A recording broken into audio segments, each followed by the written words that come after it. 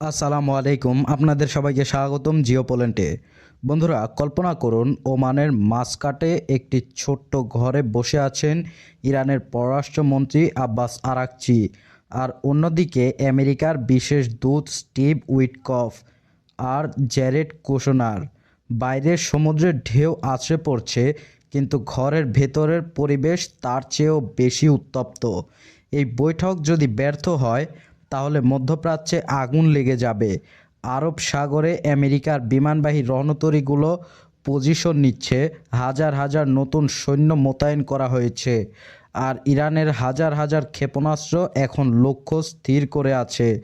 German chancellor Friedrich Merz নিজে গভীর উদ্বেগ প্রকাশ করে সতর্ক করে দিয়েছেন, এই বৈঠকের আগেই যুদ্ধের একটা দীর্ঘ ছায়া পুরো অঞ্চলে ছড়িয়ে পড়েছে। বন্ধুরা, এই যে স্ক্রিনে দেখতে পাচ্ছেন এনডিটিভি অনলাইনের রিপোর্ট, জার্মানি সরাসরি বলছে উপসাগরীয় অঞ্চলে ইরান আমেরিকার সংঘাত যে কোনো মুহূর্তে নিয়ন্ত্রণের বাইরে চলে যেতে পারে। ইউরোপের দেশগুলো সাধারণত আমেরিকার সুরে কথা বললেও এবার তারা প্রমাদ গুনছে, কারণ এই যুদ্ধ শুরু হলে পুরো বিশ্বের জ্বালানি সরবরাহ বন্ধ হয়ে যাবে। আর এই ভয়ঙ্কর সন্ধিক্ষণে দাঁড়িয়ে বিশ্বের আরেক পরাশক্তি চীন কিন্তু মোটেও চুপ করে বসে নেই। চীনের প্রেসিডেন্ট শি জিনপিং সরাসরি ডোনাল্ড ট্রাম্পকে ফোন করে এক চরম বার্তা পৌঁছে দিয়েছেন। তিনি পরিষ্কার ভাষায় বলে দিয়েছেন, তাইওয়ানে আমেরিকার নাক গলানো এবং অস্ত্র বিক্রি বন্ধ না করলে চীন এক্সট্রিম কনস্টিটিউশন বা চরম সতর্কতা অবলম্বন করবে। বন্ধুরা, এটা কোনো সাধারণ কূটনৈতিক আলাপ নয়, এটা একটা সরাসরি এবং চূড়ান্ত হুঁশিয়ারি। শি জিনপিং বুঝিয়ে দিয়েছেন, তাদের লাল রেখা বা রেড লাইন অতিক্রম করলে এর পরিণতি হবে অভাবনীয় এবং ভয়াবহ। আর চীনের এই কঠোর অবস্থানের একটা বিশাল প্রভাব সরাসরি পড়ছে ইরানের উপর। কেন জানেন? কারণ বর্তমান বিশ্ব রাজনীতিতে চীন এখন ইরানের সবচেয়ে বড় এবং বিশ্বস্ত ঢাল হয়ে দাঁড়িয়েছে। আমেরিকা যখন একের পর এক নিষেধাজ্ঞা দিয়ে ইরানকে অর্থনৈতিকভাবে শ্বাসরোধ করতে চায়, চীন তখন বুক চিতিয়ে ইরানের তেল কিনে তাদের অর্থনীতিকে সচল রাখছে। বন্ধুরা, এখন যদি আমেরিকা কোনোভাবে ইরানের ওপর সরাসরি হামলা করার দুঃসাহস দেখায়, তবে চীনের এই হুঁশিয়ারি সরাসরি ইরানের পক্ষে যুদ্ধের একটা অলিখিত প্রস্তুতি হিসাবে গণ্য হবে। দেখুন, Al Jazeera, Reuters, New York Times সবাই একযোগে রিপোর্ট করেছে যে ওমানে এই বৈঠকটি হচ্ছে যুদ্ধ এড়ানোর সম্ভবত শেষ সুযোগ। কিন্তু হোয়াইট হাউসের সুর কি নরম? একদমই নয়। বন্ধুরা, হোয়াইট হাউসের প্রেস সেক্রেটারি দম্ভর সাথে বলছেন, প্রেসিডেন্ট ট্রাম্পের হাতে কূটনীতির পাশাপাশি আরও অনেক শক্তিশালী বিকল্প আছে। তারা মনে করিয়ে দিচ্ছে যে ট্রাম্প বিশ্বের সবচেয়ে শক্তিশালী সেনাবাহিনীর সুপ্রিম কমান্ডার। এদিকে মার্কো রুবিও আরও এক ধাপ এগিয়ে স্পষ্ট করে দিয়েছে, শুধু পারমাণবিক কর্মসূচি নয়, ইরানের ব্যালিস্টিক ক্ষেপণাস্ত্র আর মধ্যপ্রাচ্যে তাদের সমর্থিত গ্রুপগুলোকে নিয়েও আলোচনা করতে হবে। বন্ধুরা, এটাই হচ্ছে আমেরিকার আসল চাল। তারা চায় ইরানকে একদম নিরস্ত্র করে নিজেদের অজ্ঞবহ করে তুলতে। ইরানও দমে যাওয়ার পাত্র নয় বন্ধুরা। তেহরান পাল্টা বলে দিয়েছে, আলোচনা হবে শুধু পারমাণবিক চুক্তি আর অর্থনৈতিক নিষেধাজ্ঞা প্রত্যাহার নিয়ে। এর বাইরে কোনো বিষয় যদি আলোচনার টেবিলে আনা হয়, তবে পুরো প্রক্রিয়াটা সেখানেই ভেঙে চুরমার হয়ে যাবে। এখন এই ভয়াবহ উত্তেজনার মাঝে চীন ঠিক কী করছে ইরানের জন্য? বন্ধুরা, সাম্প্রতিক স্যাটেলাইট ইমেজগুলো বিশ্লেষণ করলে গা শিউরে ওঠে। ইরান তাদের সেই ক্ষেপণাস্ত্র স্যাটেলাইটগুলো অবিশ্বাস্য দ্রুতগতিতে মেরামত করছে, যেগুলো গত বছরের হামলায় ক্ষতিগ্রস্ত হয়েছিল। আর এই মেরামতের কাজে পর্দার আড়াল থেকে কারিগরি সহায়তা দিচ্ছে খোদ চীন। বিভিন্ন গোয়েন্দা রিপোর্ট বলছে, চীন ইরানকে মিসাইলের অত্যাধুনিক কম্পোনেন্ট, প্রফেশনাল ম্যাটেরিয়াল এবং ড্রোনের গুরুত্বপূর্ণ পার্টস সরবরাহ করছে। এমনকি 2026-এর শুরুতে ইরানের বিমানবন্দরগুলোতে চীনা মিলিটারি কার্গো ফাইটারের আনাগোনা কয়েক গুণ বেড়ে গেছে।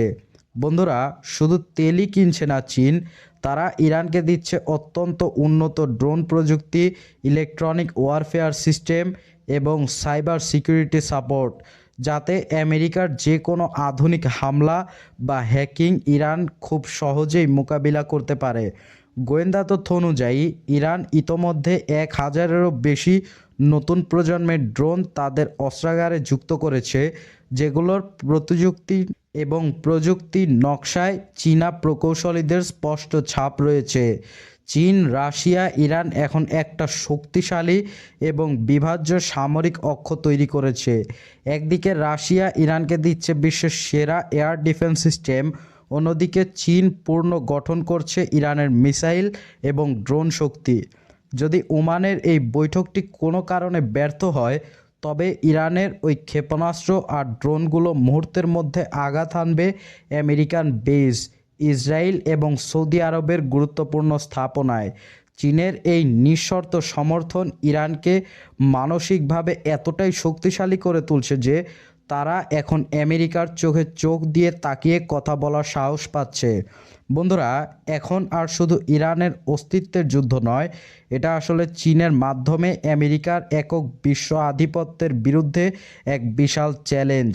আমেরিকা যখন তাইওয়ানের কোটি কোটি ডলার অস্ত্র ঢালছে, চীন তখন ইরানকে অস্ত্র ও প্রযুক্তি দিয়ে মধ্যপ্রাচ্যে পাল্টা চাপ তৈরি করছে। একটি মাত্র ফোন কল, আর সেই কলেই যেন শি জিনপিং জানিয়ে দিলেন ইরানকে একা ভাবলে ট্রাম্পের বড় ভুল হবে। বন্ধুরা, পরিস্থিতি যদি এমন হয় যে এই বৈঠকটি ফলপ্রসূ হচ্ছে না, তবে মধ্যপ্রাচ্যে যে যুদ্ধ ছড়িয়ে পড়বে তাতে চীন ও রাশিয়ার ছায়া থাকবে সর্বত্র। রাশিয়া ইতোমধ্যে ইরানের সাথে একটি ঐতিহাসিক স্ট্র্যাটেজিক পার্টনারশিপ চুক্তি সই করেছে, যার মানে হলো ইরানের উপর হামলা মানে রাশিয়ার উপরও হামলা। বন্ধুরা, ভাবুন তো একবার, একদিকে ইউক্রেন যুদ্ধে রাশিয়ার অভিজ্ঞতা, অন্যদিকে চীনের অঢেল টাকা আর প্রযুক্তি, আর মাঝখানে ইরানের অকুতোভয় লড়াকু বাহিনী। আমেরিকা কি সত্যিই জানে তারা কোন আগুনের কুণ্ডলিতে হাত দিতে যাচ্ছে? ট্রাম্প হয়তো ভাবছেন তার ম্যাক্সিমাম প্রেশার পলিসি কাজ করবে, কিন্তু তিনি ভুলে যাচ্ছেন 2024 সালের থেকে 2026 সাল পর্যন্ত সব কিছুই ইরান এক হাতে সামলেছে।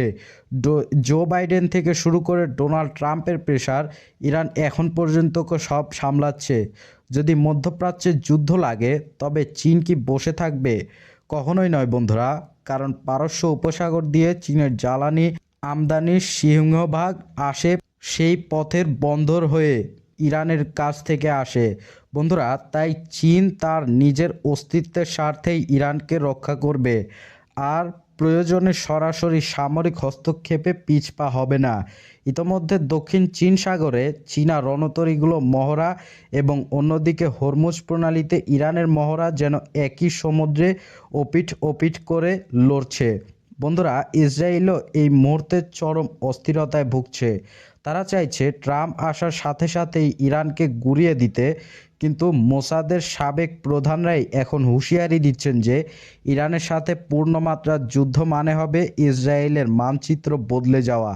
কারণ ইরানের হিজবুল্লাহ, হুথি আর ইরাকি মিলিশিয়া এখন আগের চেয়েও 10 গুণ বেশি শক্তিশালী অস্ত্রে সজ্জিত হচ্ছে।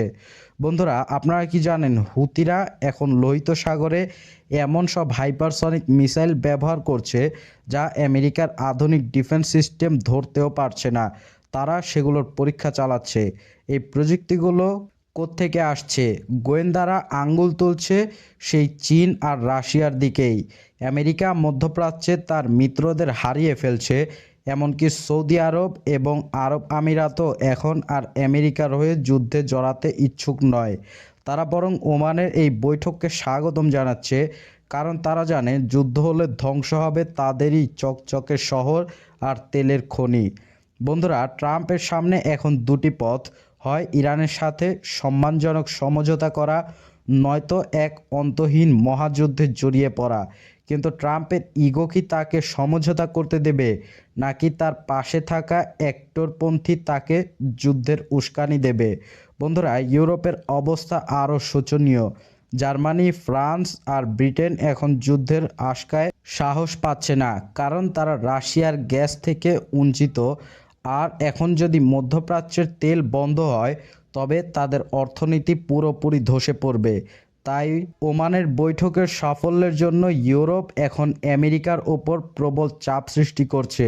কিন্তু আমেরিকা কি তাদের মিত্রদের কথা শুনবে, নাকি ইসরায়েলের এজেন্ডা বাস্তবায়ন করতে গিয়ে পুরো বিশ্বকে নরক বানিয়ে ফেলবে? চীনের পররাষ্ট্র মন্ত্রণালয় এক বিবৃতিতে বলেছে, আগুনে ঘি ঢালবেন না, এই ছোট্ট বাক্যের ভেতরেই লুকিয়ে আছে এক বিশাল হুমকি। চীন ইতোমধ্যে রাশিয়ার সাথে যৌথ নৌমহড়া চালিয়েছে, যা আমেরিকার উপকূলেও পৌঁছে গিয়েছিল। এটা ছিল ট্রাম্পের জন্য এক নীরব সংকেত। বন্ধুরা, পৃথিবী এখন এমন এক ব্লকের মুখে দাঁড়িয়ে যেখানে এক মেরুর বিশ্ব ব্যবস্থা ভেঙে চুরমার হয়ে যাচ্ছে। একদিকে ন্যাটোর অহংকার, অন্যদিকে ইউরেশিয়ান শক্তির উত্থান, আর এই সংঘাতের কেন্দ্রবিন্দুতে হয়ে দাঁড়িয়েছে ওমানের সেই ছোট্ট একটি কামরা। ইরান যদি পরমাণু অস্ত্র তৈরি করে ফেলে তবে আমেরিকার মধ্যপ্রাচ্যের নীতি সম্পূর্ণ ব্যর্থ হবে। আর যদি ইরান হামলা করে তবে বিশ্ব অর্থনীতি ধসে পড়বে। বন্ধুরা, এই চেকমেট পজিশন ট্রাম্পকে এখন কোনো চাল চালবেন সেটাই দেখার বিষয়। চীনের ড্রাগন আর রাশিয়ার ভাল্লুক এই ইরানের ঈগলের ডানার নিচে আশ্রয় নিয়েছে। এই জোট ভাঙা এখন প্রায় অসম্ভব ধরতে পারেন। আজকের এই অস্থির সময়ে আমাদের মনে রাখা দরকার, যুদ্ধের দামামা যখন বাজে তখন সাধারণ মানুষের দীর্ঘশ্বাস ছাড়া আর কিছুই অবশিষ্ট থাকে না। আমেরিকা কি পারবে তার খোজ্জীয় সাম্রাজ্য টিকিয়ে রাখতে, নাকি চীনের এই নতুন বিশ্ব ব্যবস্থা ইরানকে সাথে নিয়ে এক নতুন ইতিহাস লিখবে? বন্ধুরা, আমরা এক উত্তাল সময়ের সাক্ষী হতে যাচ্ছি, যেখানে ওমানের বৈঠকটি হতে পারে ইতিহাসের মোড় ঘোরানোর কোনো মুহূর্ত। ট্রাম্পের ইগো আর চীনের রেড লাইন, এই দুইয়ের মাঝে পিষ্ট হচ্ছে বিশ্ব শান্তি।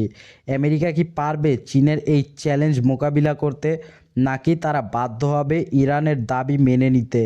পরিস্থিতি এখন ঠিক চুরিয়র গড়ার মতো, যেখানে সামান্য এক চিলতে ভুল পুরো পৃথিবীকে তৃতীয় বিশ্বযুদ্ধের দিকে ঠেলে দিতে পারে।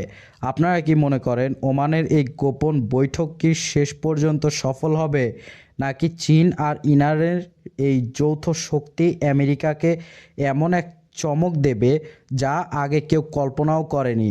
আমেরিকা কি সত্যিই মধ্যপ্রাচ্যে আরেকটি দীর্ঘস্থায়ী যুদ্ধে জড়ানোর ঝুঁকি নেবে, নাকি চীনের হুঁশিয়ারিতে তারা পিছু হটতে বাধ্য হবে? কমেন্টে আপনার মূল্যবান মতামত অবশ্যই জানান, কারণ আপনার এক একটি চিন্তা হয়তো আগামীর বিশ্ব রাজনীতির নতুন কোনো দিক উন্মোচন করবে। বন্ধুরা, আজ এ পর্যন্তই। দেখা হবে পরবর্তী ভিডিওতে নতুন কোনো আলোচনার কেন্দ্রবিন্দুতে নিয়ে। আসলে আমরা একসাথে আলোচনা করি